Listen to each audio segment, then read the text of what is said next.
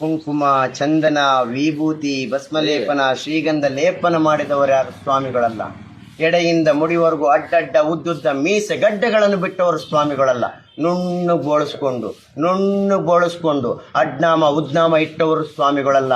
ಮಣಿಮಾಲೆ ರುದ್ರಾಕ್ಷಿಗಳನ್ನು ತೊಟ್ಟು, ಕಾವಿ ವಸ್ತ್ರವನ್ನು ತೊಟ್ಟು, ಪಾದೋಷ್ಟಕವನ್ನು ಪಿಡಿದು, ಪಂಚಪಾತ್ರೆಯಿಂದ ಪ್ರಸಾದ ಸುರಿಯುತ್ತಾ ಕಟ್ಟಿಗೆ ಪಾದರಕ್ಷೆಯನ್ನು ತೊಟ್ಟು, ಕೊಡಿ ಮೆಂಡ್ರದು ಮಕ್ಕಳದು ಮಠ ಕಟ್ಟಿಬಿಡ್ತೀನಿ ಎಂಬರು ಸ್ವಾಮಿಗಳಲ್ಲ.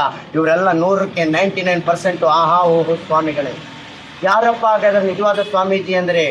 ಪರಮಾತ್ಮ ಕೊಟ್ಟ ಬುದ್ಧಿ ಬಲದಿಂದ, ತೋಳು ಬಲದಿಂದ ಈ ಲೋಕದ ಸೃಷ್ಟಿಯಲ್ಲಿ ಬಿಸಿಲೆನ್ನದೆ, ಮಳೆ ಎನ್ನದೆ, ಚಳಿ ಎನ್ನದೆ, ಬೆವರ ಹನಿಯನ್ನ ಸುರಿಸಿ ನವ ಧಾನ್ಯಗಳನ್ನು ಬೆಳೆದು, ನವ ಹಣ್ಣು ಹಂಪಲುಗಳನ್ನು ಬೆಳೆದು, ತರಕಾರಿಗಳನ್ನು ಬೆಳೆದು ಇಡೀ ಜಗತ್ತಿಗೆಲ್ಲ ಕೊಡ್ತಾ ಇದ್ದಾರಲ್ಲ ರೈತರು.